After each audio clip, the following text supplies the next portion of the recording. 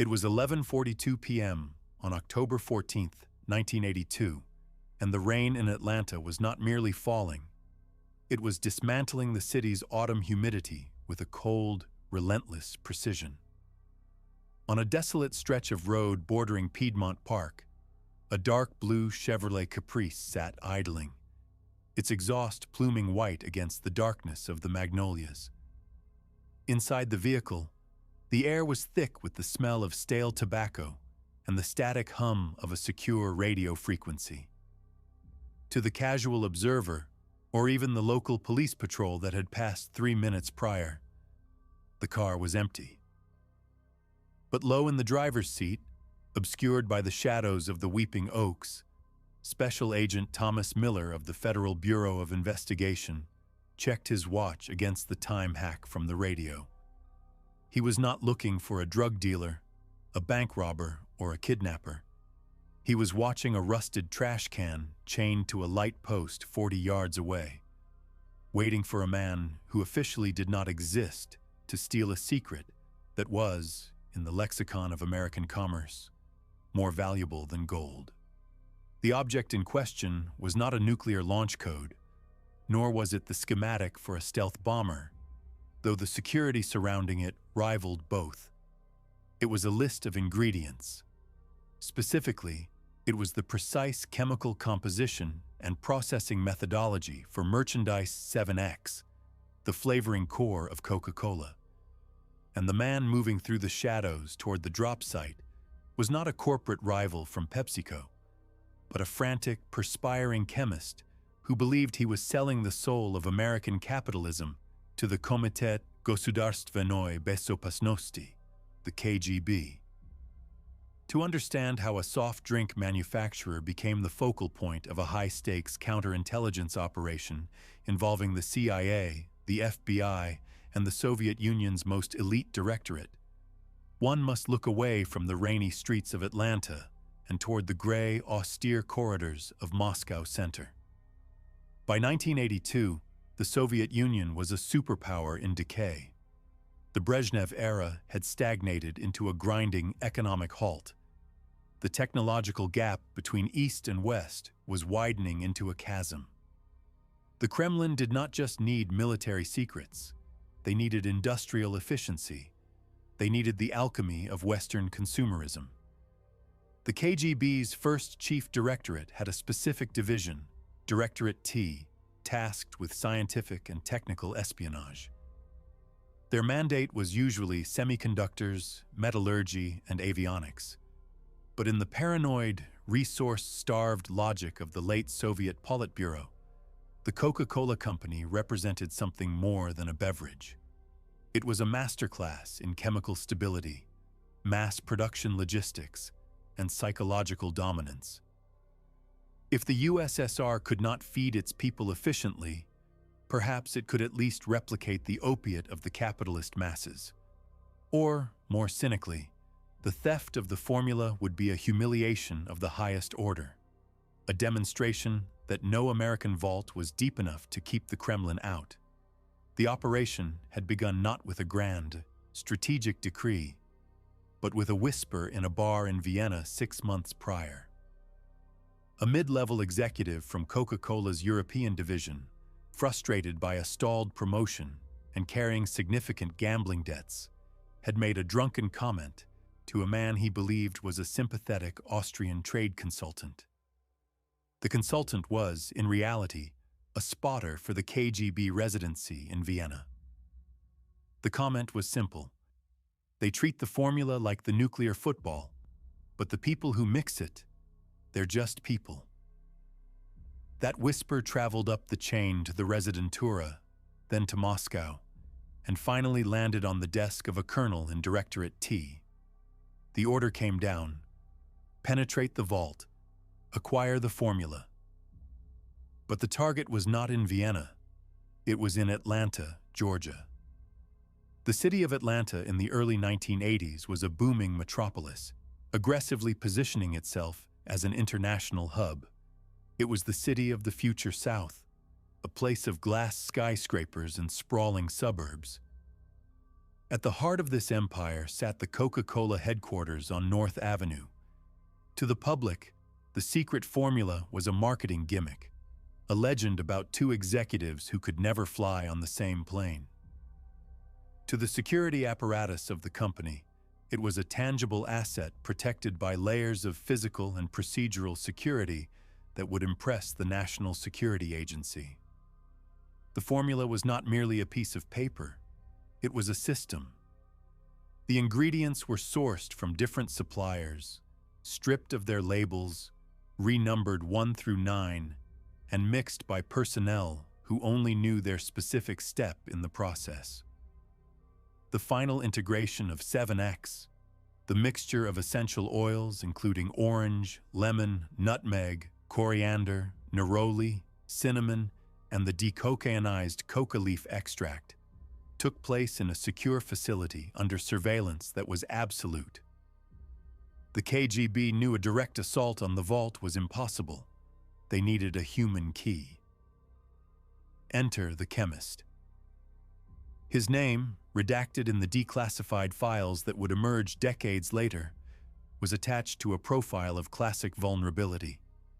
He was a senior quality control analyst at the North Avenue complex. He was 52 years old, divorced, and watching his retirement savings evaporate due to a series of poor real estate investments. He felt invisible. He felt that his genius in maintaining the chemical consistency of the world's most popular product was unappreciated by the suits in the boardroom.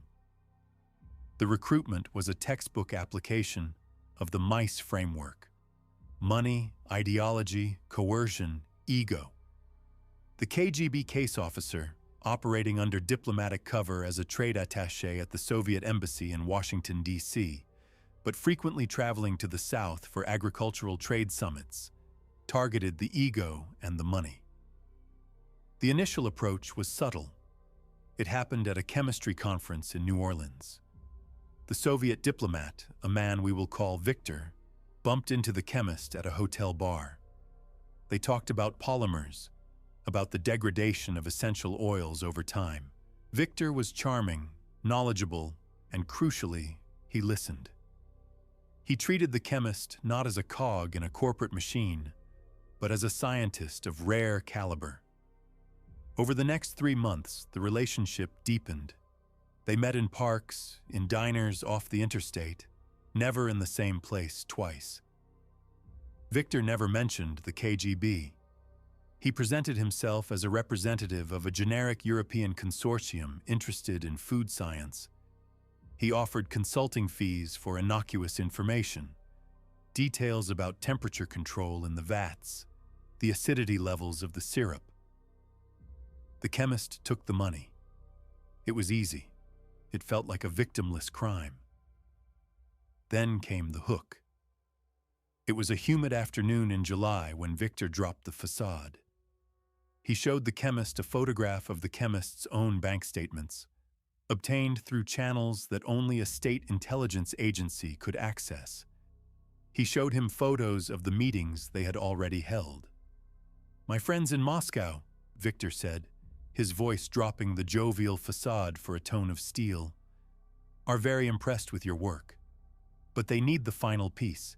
They need the 70X breakdown. And they are willing to pay $2 million for it, tax-free, anywhere in the world." The chemist hesitated. This was treason, or close enough to it. But Victor pressed the bruise. "Think of how they treat you," he whispered. "You make the gold, and they give you pennies. Take what is yours." The operation moved from assessment to execution.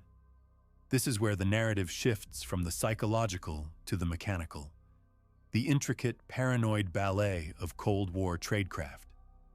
The KGB did not simply ask the chemist to photocopy a document. They had to train him.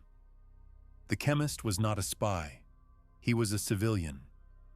He had to be taught how to look for surveillance without looking like he was looking. He had to learn the art of the dead drop. A dead drop is a location used to pass items between two people without them ever meeting. It requires a signal site and a drop site. The signal site tells the receiver that a package has been placed. The drop site is where the package is hidden. For the Coca-Cola operation, the KGB selected a series of mundane locations across the greater Atlanta area. A loose brick in a retaining wall behind a strip mall in Decatur. A hollowed-out log in a ravine near the Chattahoochee River. A magnetic container stuck to the back of a dumpster behind a fast food restaurant. The communication protocols were rigorous. If the chemist had the documents, he was to mark a specific telephone pole on Ponce de Leon Avenue with a piece of white chalk. A horizontal line meant ready, a vertical line meant abort. Victor would drive past the pole at 7 a.m. If he saw the mark, he would proceed to the drop site 12 hours later. But the KGB had made a critical error. They had underestimated the environment. They were operating on American soil, and while they were masters of the game in Berlin or Vienna, Atlanta was the FBI's backyard. The Bureau had not been tracking the chemist. They were tracking Victor. Victor was a known quantity to the FBI's counterintelligence division. He was listed as a first secretary at the embassy, but the Bureau knew he was a Line X officer, a specialist in scientific theft. When he began making frequent trips to Georgia, purportedly for agricultural research, the FBI's G-men took notice. Surveillance on a trained intelligence officer is a nightmare of logistics. It requires a team of 20 to 30 agents, multiple vehicles, and aircraft. The Ghost Squad, as the surveillance teams were sometimes known, had to be invisible. They used cars that looked like plumbers' vans, taxis, and beat-up sedans. They changed clothes in the car. They used paralleling, driving on streets parallel to the target to avoid being seen in the rearview mirror. On September 12, 1982, the surveillance team caught a break. Victor was observed driving a dry cleaning route, a long, circuitous drive designed to spot anyone following him. He drove for 4 hours, making U-turns, stopping abruptly, and driving through residential cul-de-sacs. The FBI team, sensing he was black, active, backed off to a loose perimeter, using a plane to track his vehicle from 5,000 feet. Victor stopped at a public park in Sandy Springs. He didn't meet anyone. He simply walked to a wooded area, paused by a large oak tree, and left. When the FBI agents moved in to inspect the site after Victor had cleared the area, they found nothing, but they knew the spot. They set up a static observation post, a camera hidden in a birdhouse, monitored by a team in a utility truck parked a quarter-mile away. 2 days later, the chemist arrived. The FBI did not arrest him immediately. That is the amateur move. In counterintelligence, you wait. You want the network. You want to know what he is giving them, and you want to know who else is involved. You want to catch them in the act of the transfer that sends them to prison for life. They identified the chemist through his license plate. A background check revealed his position at Coca-Cola. The pieces clicked into place. The FBI contacted the head of security at Coca-Cola, a former Secret Service agent who understood the gravity of the situation. The corporation was paralyzed. The idea that the formula was at risk was an existential threat, but they agreed to cooperate. They allowed the FBI to install hidden cameras and microphones in the chemist's office. They monitored his access to the secure vault. What the FBI discovered was terrifying in its banality. The chemist wasn't cracking a safe. He was memorizing the ratios. He was smuggling out small samples of the precursor fluids in his lunch thermos. He was reconstructing the formula piece by piece, writing it down in a notebook he kept hidden under the floorboards of his apartment. The FBI decided to turn the operation into a trap. They needed the chemist to hand over the crown jewels, the full, completed formula, to Victor. They approached the chemist on a Tuesday morning. He was walking to his car when Agent Miller and his partner stepped out of the shadows. "We know about Victor," Miller said, "and we know about the thermos." The chemist collapsed. He wasn't a hardened ideologue. He was a desperate man caught in a game he didn't understand. He confessed everything. He wept. He offered to do anything to avoid prison. The FBI gave him a choice: go to prison for 30 years or become a double agent. He chose the latter. Now the operation shifted gears. It was no longer a theft, it was a play. The FBI scriptwriters took over. They instructed the chemist to tell Victor that he had done it. He had the full formula, the 7X mixture, the processing temperatures, everything. He demanded the payment. Victor took the bait. The pressure from Moscow was intense. They needed a win. He agreed to the exchange. Which brings us back to the rainy night of October 14th, 1982. The drop site was a trash can in Piedmont Park. The protocol was strict. The chemist was to tape a package, a waterproof envelope containing the formula, to the inside of the trash can lid. He was to leave. Victor would arrive 30 minutes later to retrieve it. The envelope contained genuine-looking documents, carefully forged by the FBI laboratory to look like internal Coca-Cola technical sheets, but with subtle flaws that would make the formula useless if actually brewed. It was a poison pill. Agent Miller watched through the rain-streaked windshield. His radio crackled. "Target is on the move, southbound on Monroe." No tail detected. The chemist's car appeared.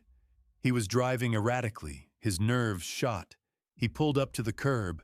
He got out, clutching a grocery bag. He walked to the trash can.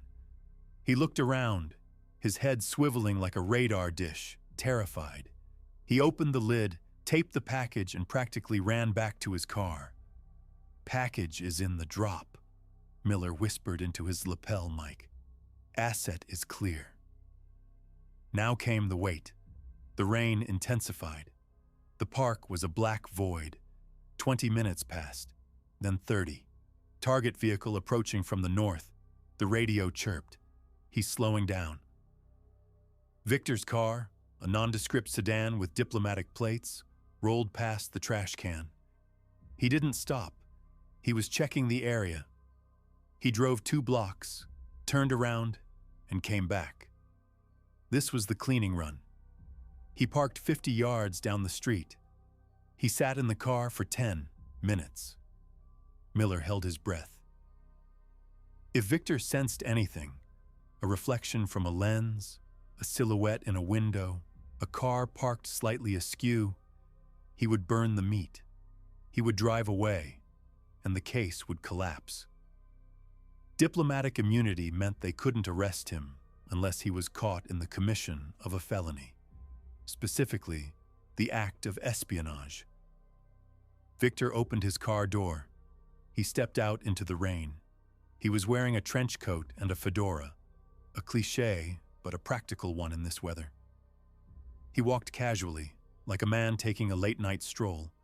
He reached the trash can. He paused, lighting a cigarette, shielding the flame with his hand. He looked left, then right. He reached inside.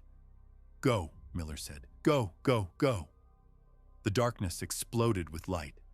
High-intensity floodlights from 3 concealed vans blinded the Russian spy. FBI agents swarmed from the bushes, weapons drawn but pointed low. "FBI, don't move!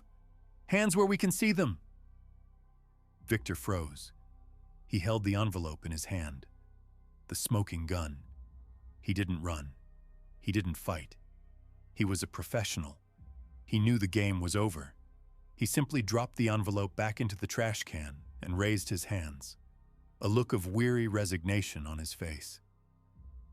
When Miller approached him, flashing his badge, Victor smiled a thin, cynical smile. "Is it raining in Moscow, do you think?" he asked in perfect English. The aftermath of the operation was swift and silent.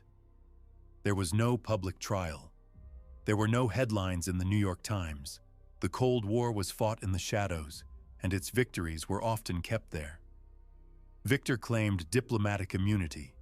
He was declared persona non grata and expelled from the United States within 48 hours.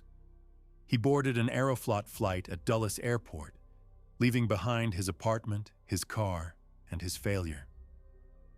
His fate in Moscow is unknown, though Directorate T was not known for forgiving failure.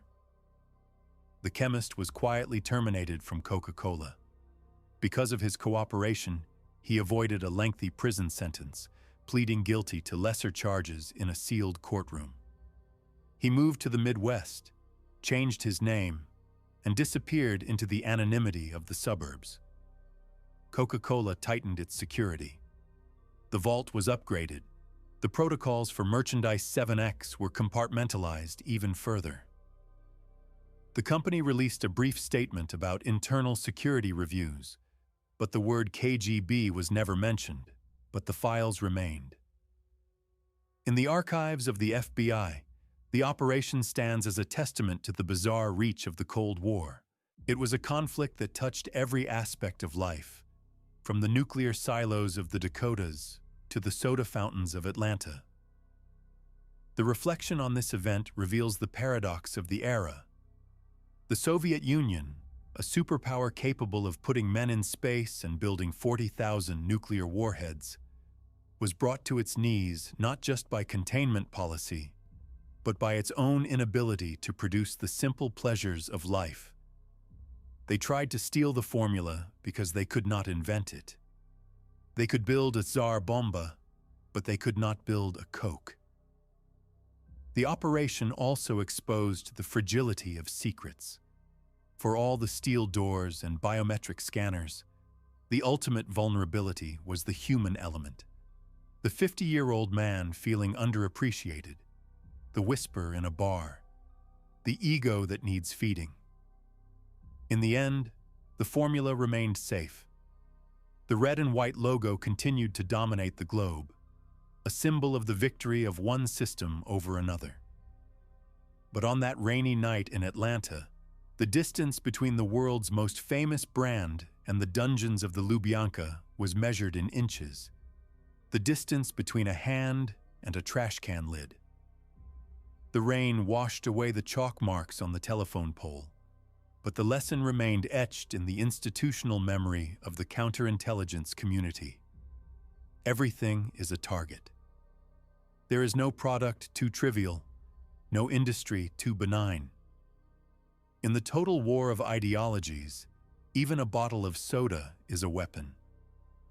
To understand the depth of the KGB's desperation in the early 1980s, one must zoom out from the tactical failure in Atlanta and examine the strategic panic gripping the Kremlin. The operation to steal the Coca-Cola formula was not an isolated eccentricity. It was a symptom of a systemic collapse.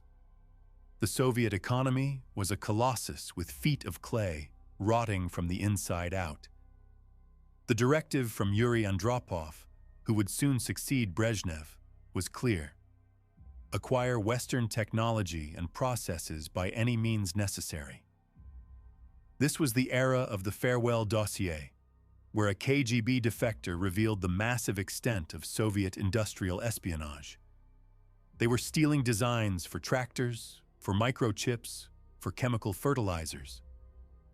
The Coca-Cola attempt was part of this broader mosaic. It fell under the purview of Line X, but it also involved Line KR, counterintelligence, and Line N, illegals. The resources poured into the recruitment of the chemist were significant. The KGB had rented a safe house in Decatur. They had deployed a dedicated surveillance team of their own, ravens, female watchers, and walkers, to ensure the chemist wasn't being doubled. The irony, of course, is that the FBI's surveillance was superior not because of better technology, but because of better terrain mastery. The FBI agents knew the rhythm of Atlanta. They knew that a car idling in a certain spot in Buckhead looked suspicious. while a truck parked in a construction zone did not. The Russians, for all their training, always looked slightly out of place. They walked too fast. They looked over their shoulders too often.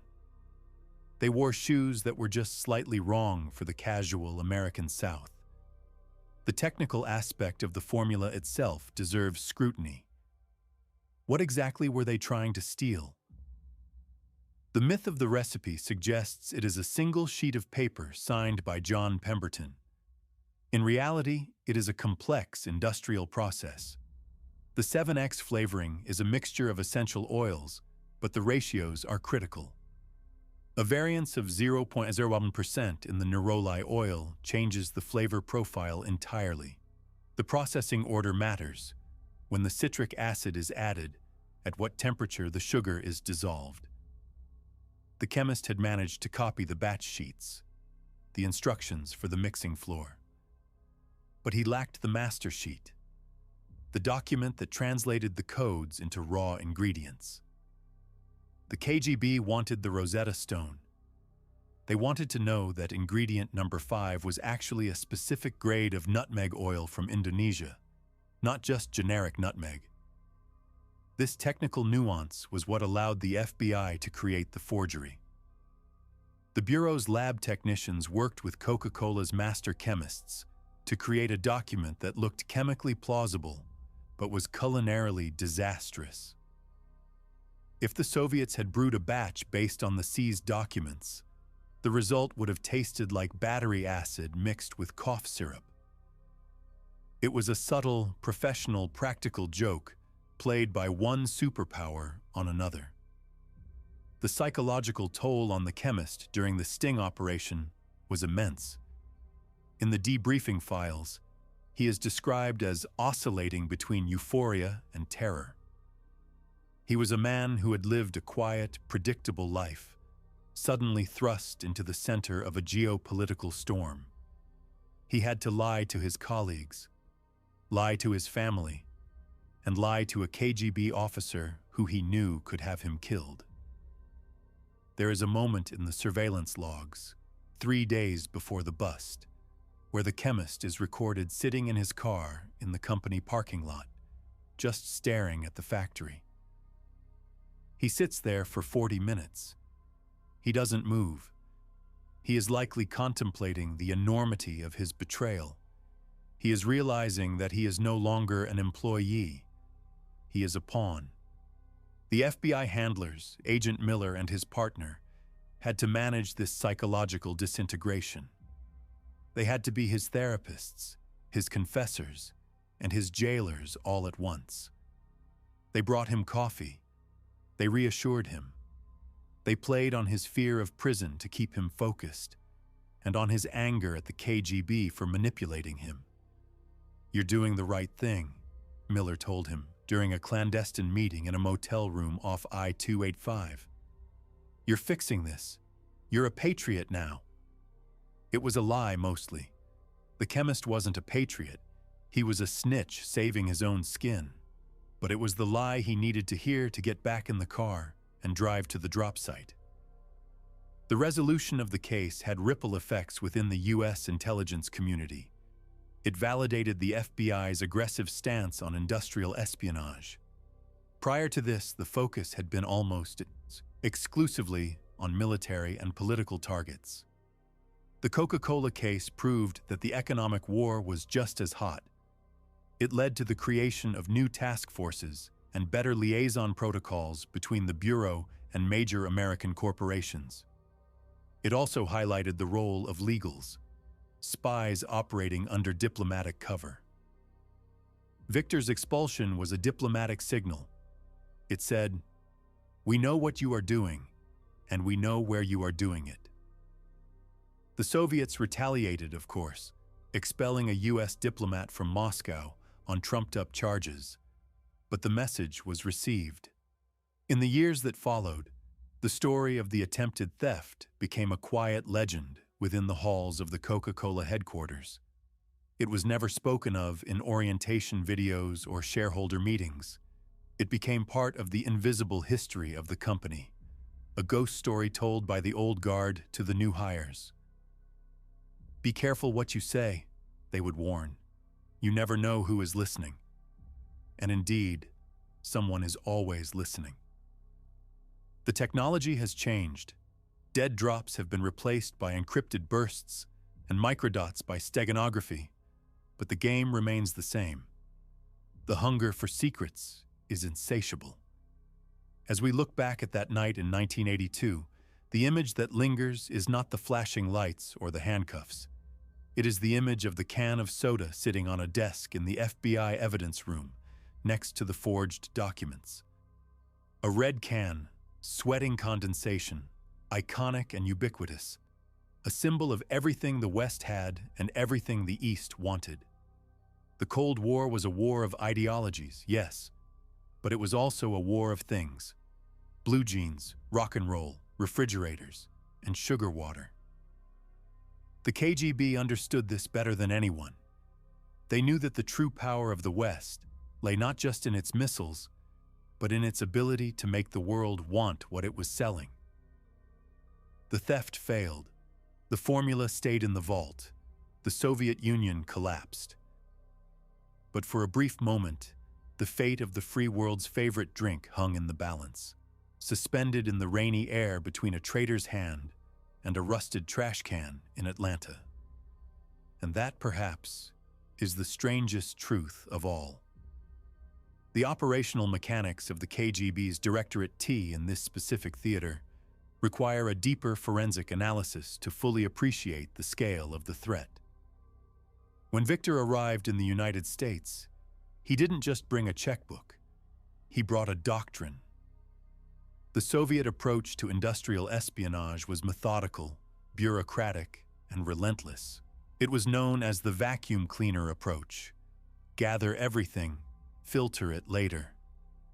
Victor's tradecraft was textbook First Chief Directorate.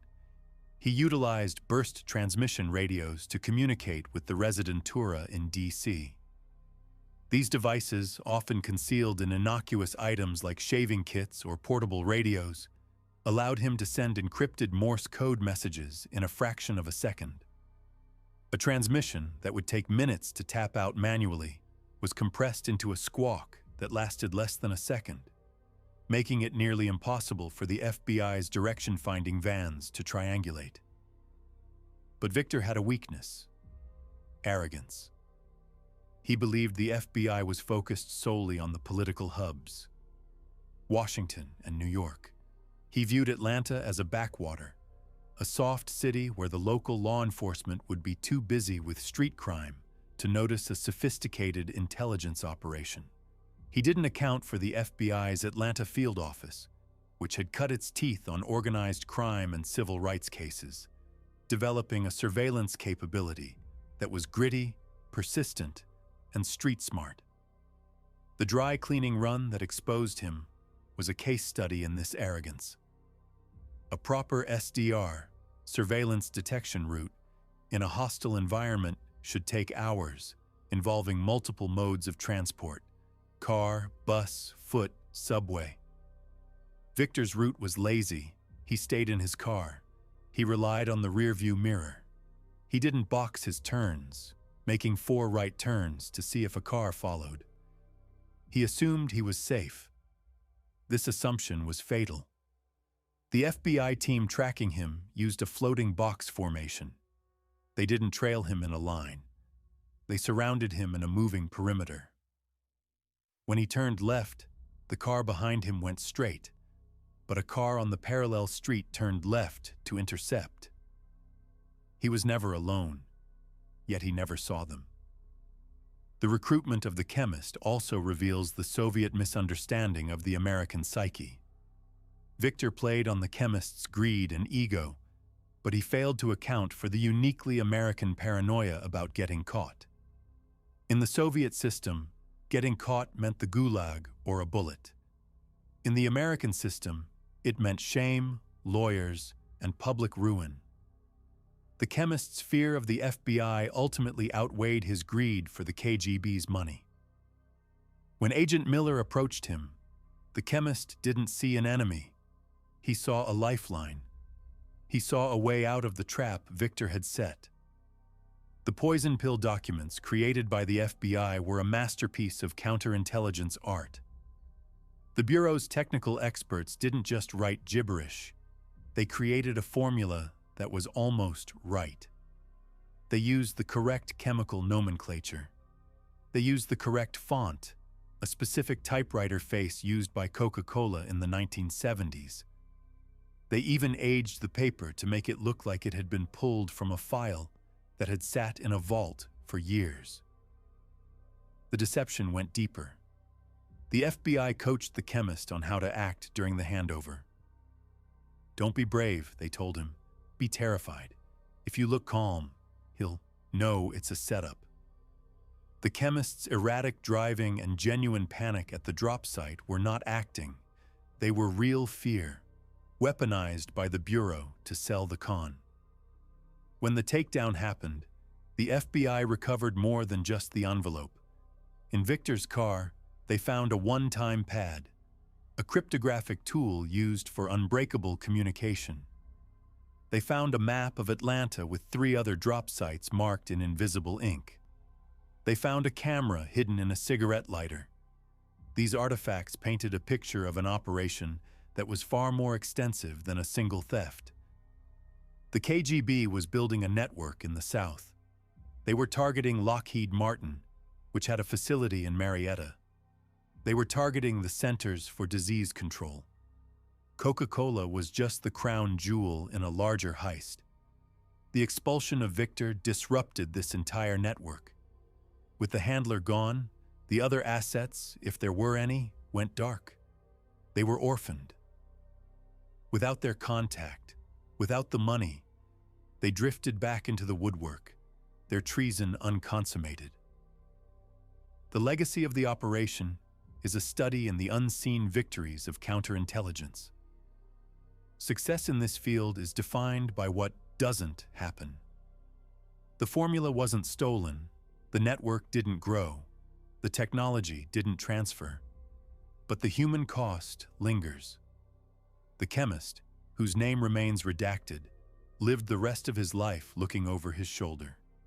He had betrayed his country, then betrayed his handlers. In the world of intelligence, that makes you the loneliest man on earth. He died in 2004, alone, his obituary listing him simply as a retired food scientist. And what of the formula? It remains in the vault, now a high-tech fortress that makes the 1982 security look like a padlock on a diary. But the principle remains the same. The secret is not safe because of the steel. It is safe because of the loyalty of the people who guard it. And as the Cold War proved, loyalty is a commodity that is always under attack. In the final analysis, the story of how the KGB nearly got the Coca-Cola formula is a microcosm of the entire conflict. It was a battle between a system that relied on fear and theft, and a system that relied on innovation and law. The theft failed because the system worked. The FBI did its job. The corporation protected its asset. The traitor was turned, but it was close. Closer than anyone in the boardroom or the Politburo would ever publicly admit. It was a near miss that echoed in the silence of a rainy Atlanta park. A reminder that in the shadow war, the line between business as usual and catastrophic loss is often just a man in a trench coat, waiting for a signal that never comes.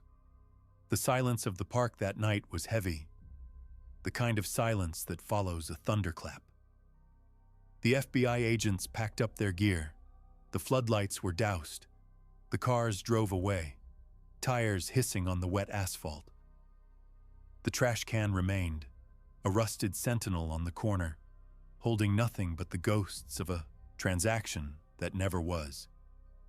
The Cold War would grind on for another decade. Walls would fall, empires would crumble.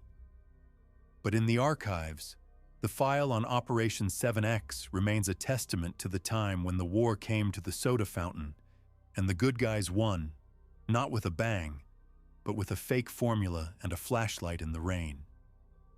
The geopolitical implications of this specific failure rippled through the corridors of the Kremlin's industrial planning committees. The inability to penetrate the commercial sector of the United States was a source of immense frustration for the KGB leadership.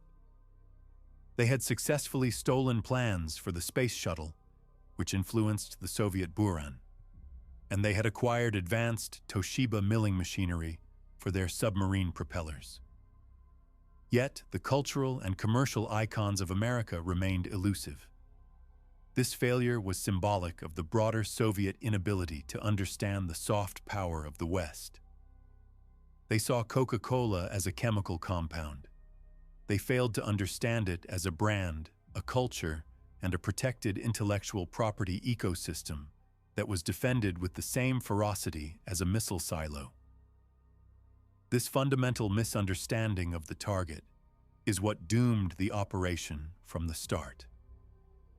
Victor approached the chemist as if he were recruiting a source in the defense industry, appealing to the same levers of ideology and greed. But the corporate world is different.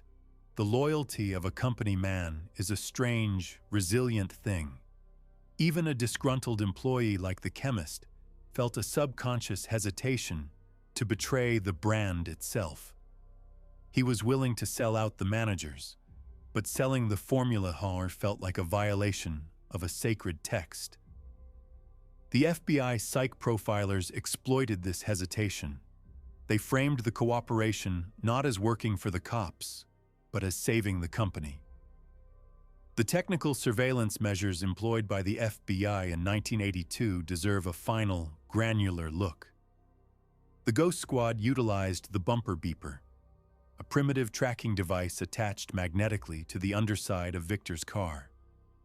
It transmitted a simple pulse. By using 3 vehicles with receivers, the agents could triangulate his position without ever having visual contact. This was the cutting edge of 1980s tech. Today, it is obsolete, replaced by GPS and satellite imagery. But the tradecraft, the human skill of interpreting that beep, of knowing the map, of anticipating the turn, that remains timeless. The drop itself was a piece of theater. The FBI had secured the area hours in advance. They had agents dressed as homeless men sleeping on benches. They had a couple making out in a parked car 50 yards away. Actually, 2 armed agents.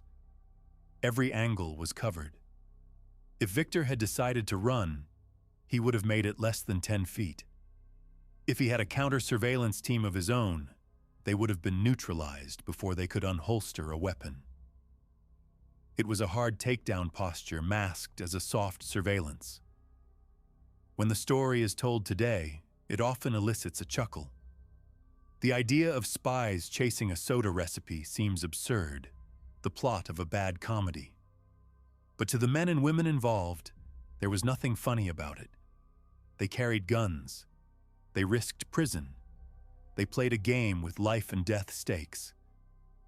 The absurdity of the object, the soda, only heightened the tension. It was a reminder that in the Cold War, nothing was sacred, and everything was a weapon. The ultimate legacy of the operation is the silence. The fact that you are reading a narrative about it now, decades later, is the only reason we know it happened. How many other operations succeeded? How many formulas were stolen? How many chemists took the money and didn't get caught? We will never know. The archives of the KGB are only partially open, and the archives of the Coca-Cola Company are sealed tighter than the formula itself. We are left with the known facts: a spy, a traitor, a trap, and a rainy night in Atlanta. A moment where the tectonic plates of history ground together over a piece of paper. A moment where the secret formula nearly traveled from the vault in Georgia to the laboratories of Moscow, potentially changing the flavor of the Cold War forever. In the end, the real thing stayed real. The counterfeit failed, and the invisible war continued, moving on to the next target. the next secret, the next rainy street corner in a world divided by secrets. The trash can on the edge of Piedmont Park was eventually replaced, the telephone pole stripped of its chalk marks. But the story remains, a carbonated noir of the atomic age, proving that even the most innocent symbols can cast the longest shadows.